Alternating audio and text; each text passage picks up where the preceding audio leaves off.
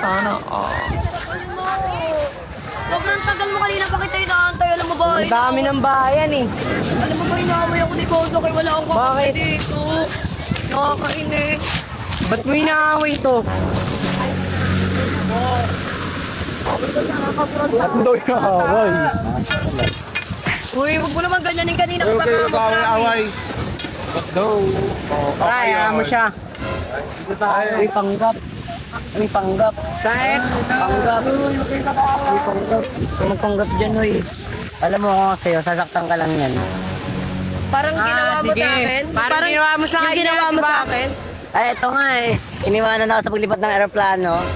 Wala kasalanan kung nang lumubog na yung barko mo. Dito ka sa akin, may gas ako. Alam, may gas daw si Clarence! Tayo sa akin! Para sa Eva sa Mansanas kumagat.